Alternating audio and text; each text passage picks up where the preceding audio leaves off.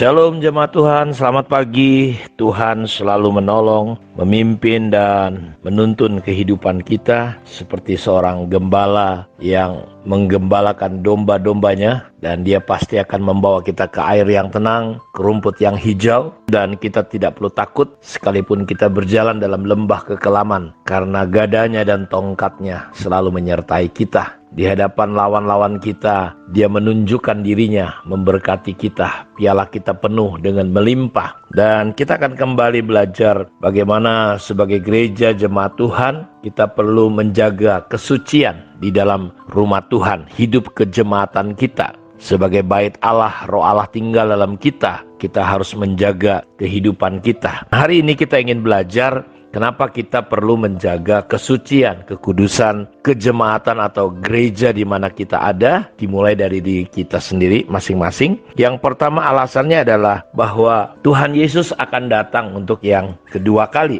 Dalam 1 Yohanes 2 ayat 28, maka sekarang anak-anakku tinggallah di dalam Kristus, supaya apabila ia menyatakan dirinya, kita beroleh keberanian percaya dan tidak usah malu terhadap dia pada hari kedatangannya. Jadi di Alkitab banyak diceritakan tentang seorang raja atau tuan yang pergi, dan ketika dia kembali ternyata didapati hamba-hambanya dalam keadaan yang tidak pas, tidak cocok. Ada yang sedang memukuli hamba-hambanya yang lain, sedang berkelahi, tidak didapati dalam kondisi yang pas. Ayat ini berkata bahwa kenapa kita harus menjaga kehidupan kita, kejemaatan kita berada dalam kesucian, kekudusan. Kita sudah belajar kemarin, kita sudah dipisahkan, dikhususkan oleh Allah. Kita menguduskan diri kita demi rencana Tuhan di dalam kehidupan kita. Di sini Yohanes berkata bahwa supaya nanti kita tidak usah malu terhadap dia pada kedatangannya. Jadi kenapa kita harus menjaga hidup kita kudus? Sebagai anak-anak Tuhan tidak tercemar oleh pencemaran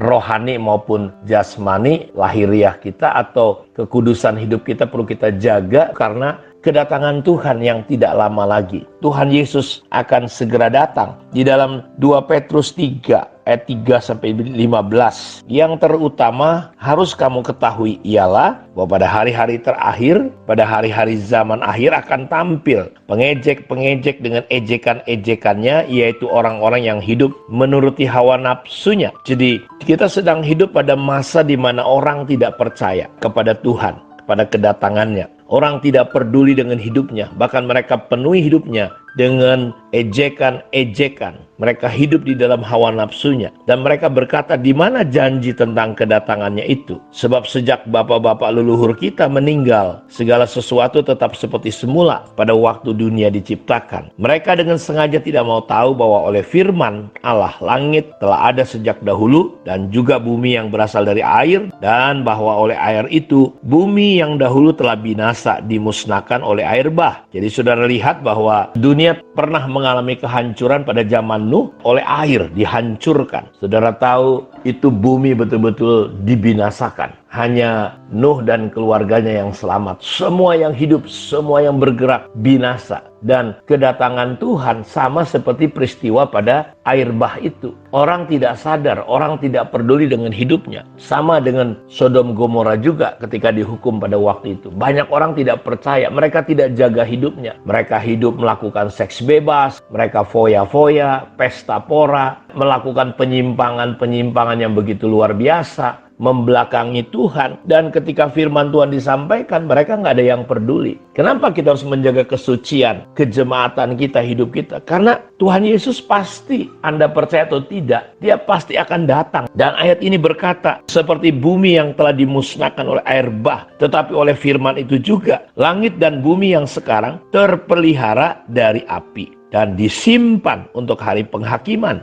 dan kebinasaan orang-orang fasik. Akan tetapi saudara-saudaraku yang kekasih, yang satu ini tidak boleh kamu lupakan, yaitu bahwa di hadapan Tuhan satu hari sama seperti 1000 tahun, dan 1000 tahun sama seperti satu hari. Tuhan tidak lalai menepati janjinya, sekalipun ada orang yang menganggapnya sebagai kelalaian, tetapi ia sabar terhadap kamu, karena ia menghendaki supaya jangan ada yang binasa, melainkan supaya semua orang berbalik dan bertobat. Tetapi hari Tuhan akan tiba seperti pencuri Pada hari itu langit akan lenyap dengan gemuruh yang dahsyat, dan unsur-unsur dunia akan hangus dalam nyala api, dan bumi dan segala yang ada di atasnya akan hilang lenyap.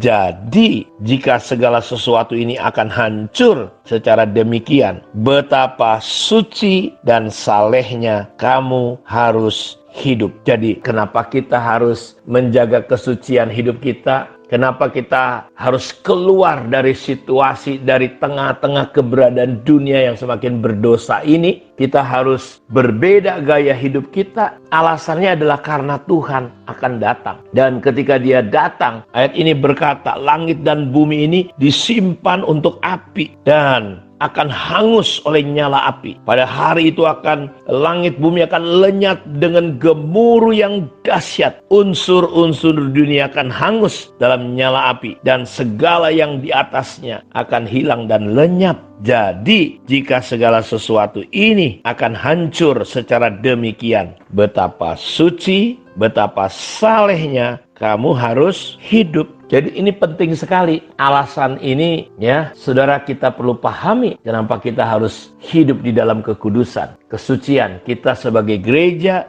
jemaat Tuhan harus menjaga kehidupan kita, karena langit dan bumi ini akan hancur sedemikian rupa. Betapa suci, betapa saleh kita harus hidup. Karena itu kalau saya lanjutkan Bapak baca ayat ini, jadi jika segala sesuatu akan hancur secara demikian, betapa suci dan salehnya kamu harus hidup, yaitu kamu yang menantikan dan mempercepat kedatangan hari Allah. Pada hari itu langit akan binasa dalam api, dan unsur-unsur dunia akan hancur karena nyalanya. Tetapi sesuai dengan janjinya, kita menantikan langit yang baru dan bumi yang baru di mana terdapat kebenaran. Sebab itu saudara-saudaraku yang kekasih, sambil menantikan semuanya ini, kamu harus berusaha supaya kamu kedapatan tak bercacat dan tak bernoda di hadapannya dalam perdamaian dengan Dia. Anggaplah kesabaran Tuhan kita sebagai kesempatan bagimu untuk beroleh selamat, seperti juga Paulus saudara kita yang kekasih telah menulis kepadamu menurut hikmat yang dikaruniakan kepadanya. Jadi kita perlu supaya kamu kedapatan tak bercacat dan tak bercela. Jadi alasannya kenapa gereja, hidup kejemaatan kita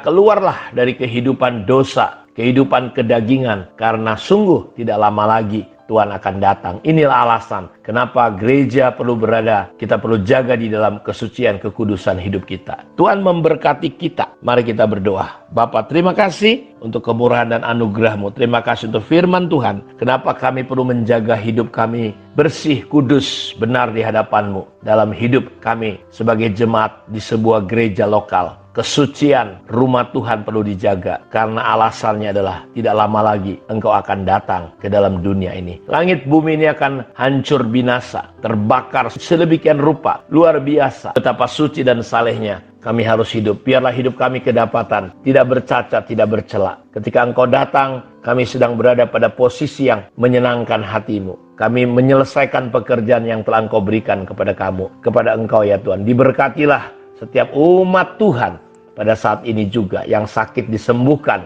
di dalam nama Yesus, yang lemah dikuatkan, yang susah dihiburkan, yang sedang bingung, tertekan, depresi, stres.